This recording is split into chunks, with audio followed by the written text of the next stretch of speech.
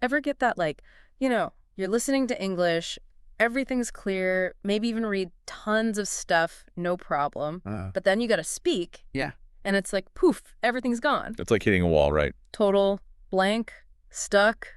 The words just won't come out. Happens to so many people. Oh, big time. If that's you, well, this deep dive, perfect spot to be. Absolutely. This is exactly what we're digging into today, and we've got this cool material. It's like eavesdropping on Katie and Sharon.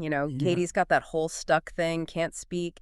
And Sharon, she's got these simple techniques that really helped her get past it. Nice. So we're going to guide you through their talk, pick out the good stuff, the stuff you can actually use. But practical stuff. Exactly. No crazy theories or studying forever. Just how to speak more fluently, starting like now. Love that approach. And, right off the bat with Katie and Sharon, it's how well Katie explains that disconnect. Yeah. She gets it, she understands, but then speaking, nope, total freeze. That mental block. It is. It's like your mind goes blank, and even if you get words out, you're overthinking every single one. I've been there. Classic language learner struggle, really common. And Sharon gets it. She talks about being in the exact same boat before she lived abroad. Oh, really? Yeah, reading, listening, all good, but speaking. Oh, man, different beast. Totally. But she got through it, which is encouraging to hear. Very. And, Katie, thinking about one-on-one classes, that brings up something a lot of learners face. Totally. That investment, time, money. It's real. So she's hesitant. Right. Yeah. Can she even keep up with it, do the work consistently? Makes sense. Wants to make sure it's worth it. Exactly. It highlights that need for practical stuff that fits into your life. Not some big, vague idea, right? Not at all. And that leads to this turning point in their conversation. Oh, yeah. Sharon's brother gave her some advice. Forget endless classes being the only answer. Interesting. Key thing, he said, daily practice, got to do it every day. Doesn't matter how many classes. It's about using the language regularly. Like a habit. Exactly. And here's the encouraging part. No need for hours of hardcore studying. That's good to hear. Sharon's brother, he helped her make this 10-minute speaking routine. 10 minutes? 10 minutes. Suddenly feels way less overwhelming. Right. Not this giant thing you put off. I can almost hear Katie's relief. 10 minutes making a difference. I know, right? And it's not just random. The routine, it's structured but simple.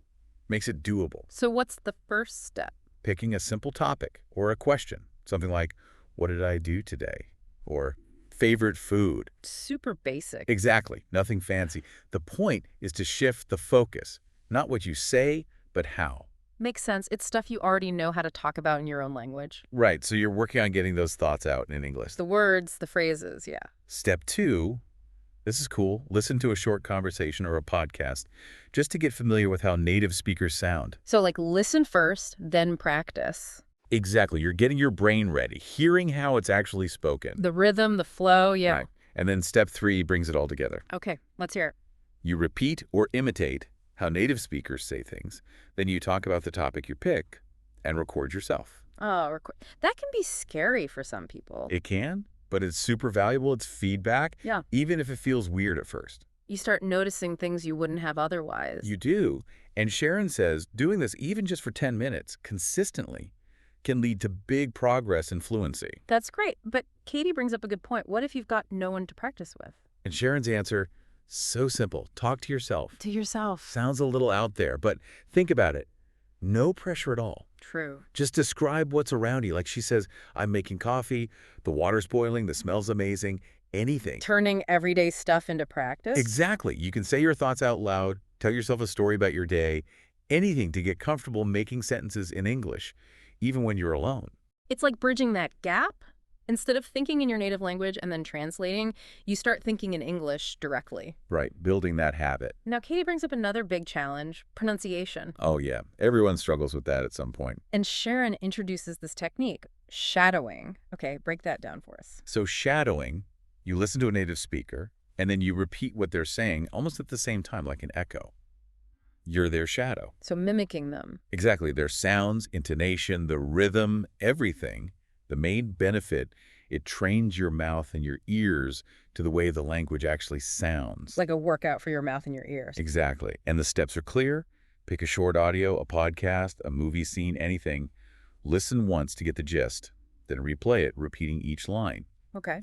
She says, pay close attention to how words connect and where the emphasis is in a sentence.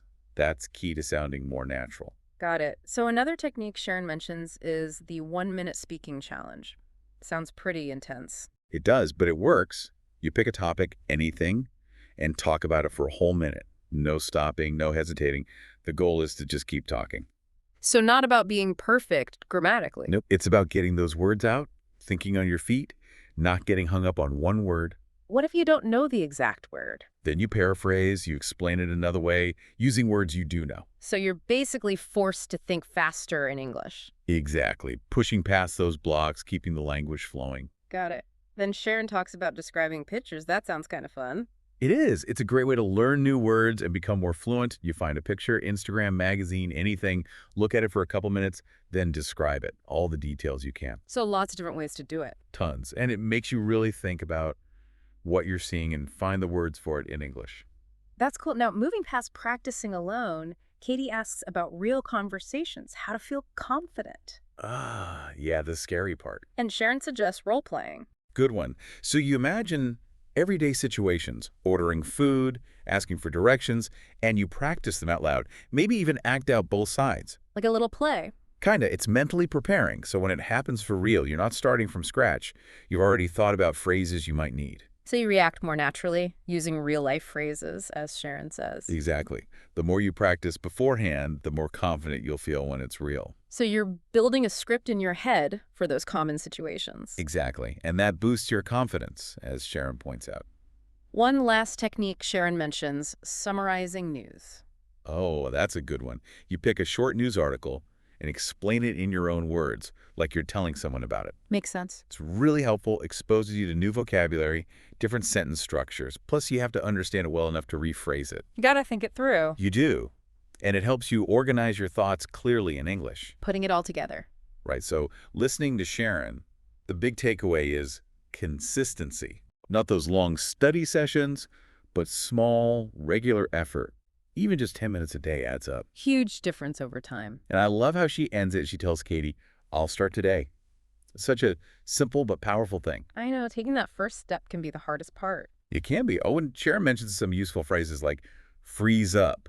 Oh, yeah, meaning you can't speak or move because you're nervous, like Katie in front of the audience. Right, and get familiar with, meaning to become more comfortable with something like listening to different accents. Formal classes? Those are structured lessons, like what many people take for grammar. Makes sense. What about it depends on? That means something changes based on the situation, like how much progress you make depends on how much you practice. Right. And lastly, get used to. Meaning to become accustomed to something over time, like how Katie needed time to get used to speaking. Knowing those phrases in context really helps. It does, and the question session at the end adds some extra insights, like how role-playing helps because it prepares you for real life, makes your answers more natural, builds that confidence. And summarizing news, not just for vocabulary, but for understanding better and organizing your thoughts. Right, the last thing they talk about is so important. Being fluent isn't about talent, it's about practice. Plain and simple. You got to put in the work. And they end with a challenge. Pick a topic, talk for 1 minute, record yourself. Great place to start. So wrapping up this deep dive, the main message is that improving your speaking doesn't have to be this big, scary thing. No, not at all. Even short, daily practice, using these techniques can make a huge difference. You can speak more easily, more confidently. These aren't some complicated ideas. They're things you can do easily, fit them into your day. Real, usable stuff. Exactly. And here's something to think about. Out of everything we talked about, what works for you? What feels right now. Maybe it's that 1 minute challenge or talking to yourself. Think about why you might have hesitated to try these simpler things before. Sometimes the best solutions are the ones that seem easiest. Absolutely. Thanks for joining us on this deep dive. It was a good one. Yeah, it was.